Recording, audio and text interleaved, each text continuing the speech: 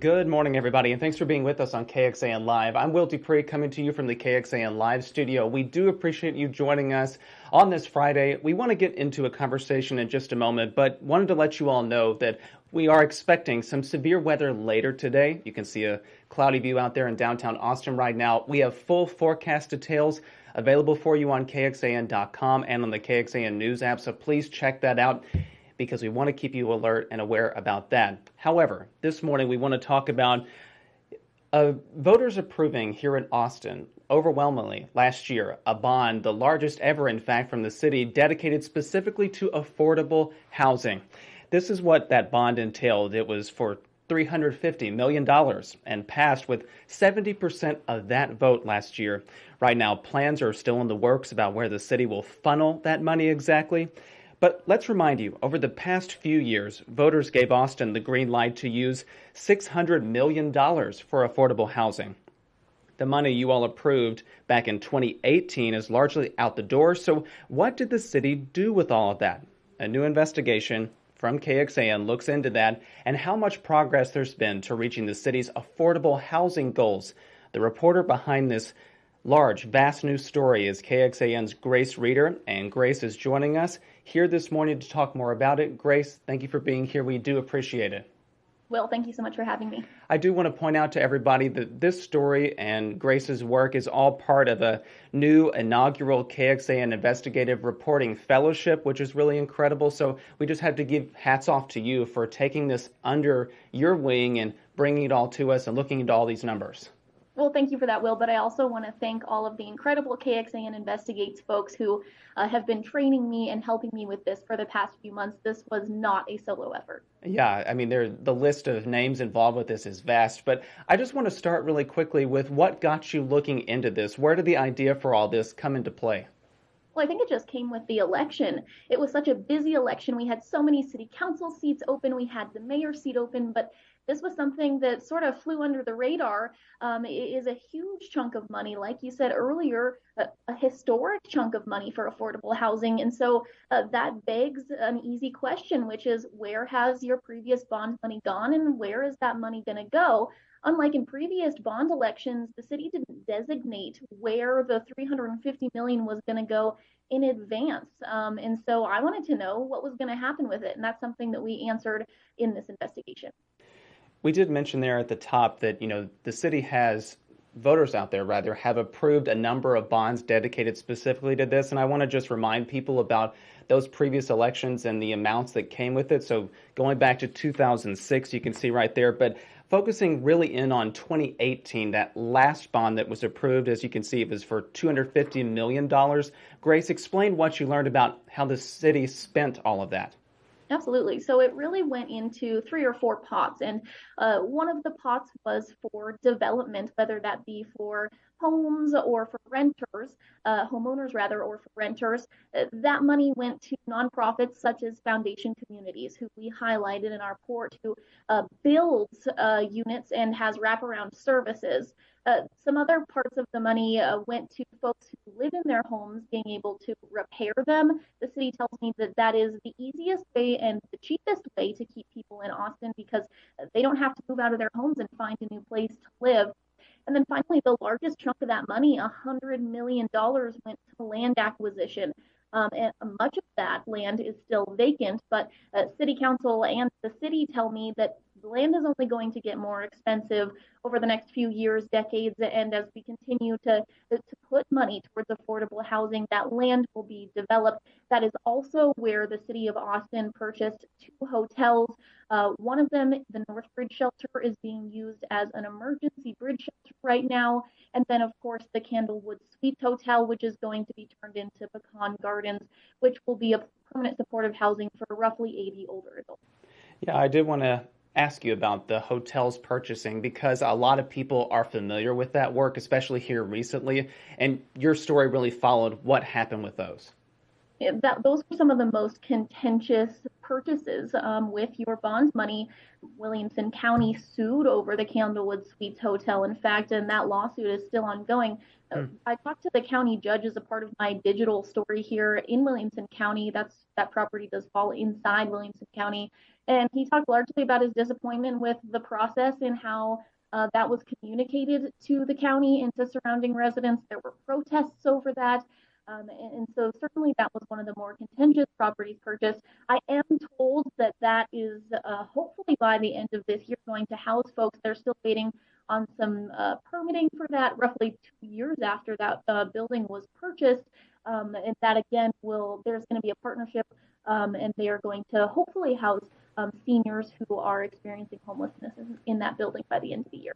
Yeah, not only did this story track the dollars and where these all went throughout the community, but you also looked into the progress towards some of the goals that the city established for itself. And coming up in just a moment, I want to pull up this scorecard. Tell us what that is exactly and how that all came to be. Certainly. So the city set goals for itself in 2017. They're citywide goals, to be clear. So these goals that the city wanted to hit across the board, whether that be by incentivizing private developers or by building the units themselves. These goals were set in 2017, not just for affordable housing, but housing in general. And the city is far behind on those goals. So this is what you're seeing here is Housing Works creates a blueprint scorecard every year. The city contracted this nonprofit to do this. And Will, if you can scroll through that just a tiny bit, you'll see on the right side those red arrows. The city is off track across the board when it comes to affordable housing. You can see as you continue down here, just red arrow, red arrow, red arrow, off track. I am told that in 2017, when they put that original plan together, the city estimated that it would cost roughly $11 billion in 2017 money to get all of this achieved. And obviously, the affordable housing bonds that we have voted for, the city, that doesn't reach $11 billion. And so that's one of the reasons that the city says that they're so far behind on these goals. And Will, if you could go up to that first page, I do want to highlight one area that the city is the furthest behind. If you look up at the top here, that the 30% MFI or below, that is the most vulnerable group of people. That level is just above permanent supportive housing. The goal there is to hit a certain number of units. It's in the thousands, but only around 300 had been produced by the end of 2021. 20,000, in fact. So the city is very far behind this goal. You see 20,000 housing units being the goal there. Only around 300 were built by 2021, between 2017 and 2021. So we did highlight that in our report, and that's something that specifically City Council said they would like to see the city focus on with 2022 bond dollars. And we want to point out, too, this scorecard comes from 2021. From what your reporting showed, Grace, they are working on an updated version of this for 2022. Yes, they do this every year. The 2022 scorecard is expected to come out this fall. Okay, so we will have to definitely track that, too. As you were doing your reporting, Grace, what did city leaders tell you about how the city is doing and how they're gauging it? I believe they had some criticism even for how the city's performed in this regard. The city was very honest in saying, we believe that the bond dollars are being used effectively and well. They believe that what they've done with your money in 2018 is the way forward with 2022 dollars because they like what they've done with those bond dollars, but said, frankly, it's not enough to hit those strategic housing blueprint goals by the billions. So that's something we heard across the board from housing advocates, from people who are building units, from city council, from the city itself, that even though this money is doing good work and housing people like you keep seeing in the video here, it's not enough. With the latest bond that was approved just last year for $350 million, when will we find out where that money will go? Is there going to be some decision making happening pretty soon? The Housing and Planning Department is expected to go before City Council next month, though they did give us a preview of where that money is going to go, and it's largely going to go to the same areas that the 2018 money went.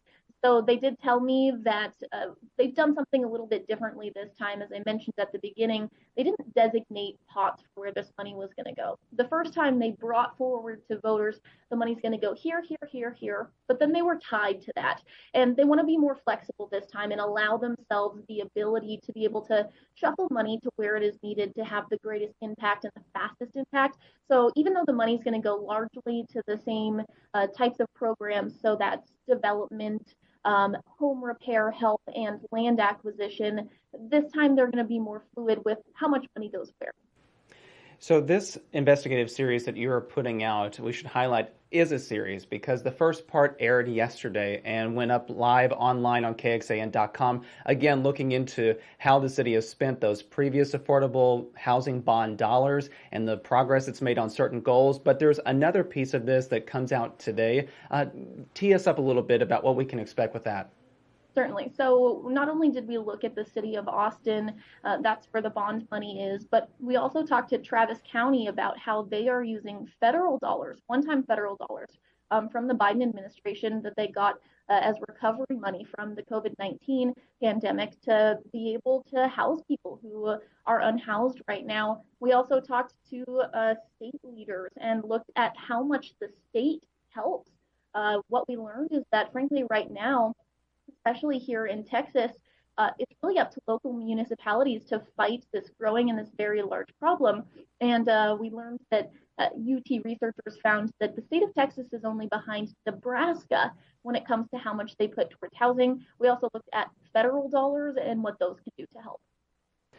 Grace, you've done such a great job with this story. I mean, it is so impressive for everybody to please go check out on KXAN.com.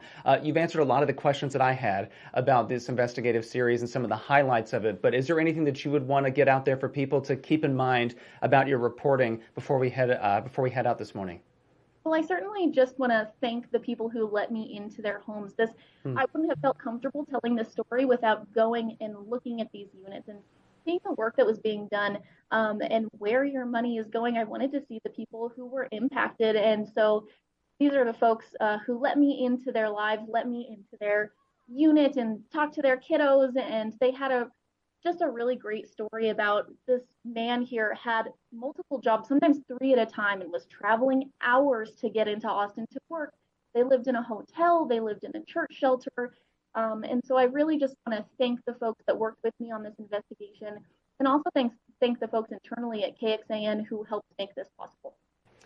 Grace Reeder is our KXAN reporter behind this new housing holdup investigative series. The second part will air later tonight on KXAN News, so please tune into that. You can read more about it on KXAN.com. But Grace, thanks as always for your reporting and for joining us and talking about this. We really do appreciate it. Thank you, Will. All right, everybody, we just highlighted there. You can read all about this new housing holdup series on our website, KXAN.com. Here's the headline for the first story there. Austinites voted for more affordable housing. Where did your money go? Grace follows that, and you can see it on our website, KXAN.com, and the KXAN News mobile app. Thank you all again for watching here on KXAN Live. I'm Will Dupree in the KXAN Live studio. We will see you back here at another time. Hope you all stay safe and healthy out there. Take care.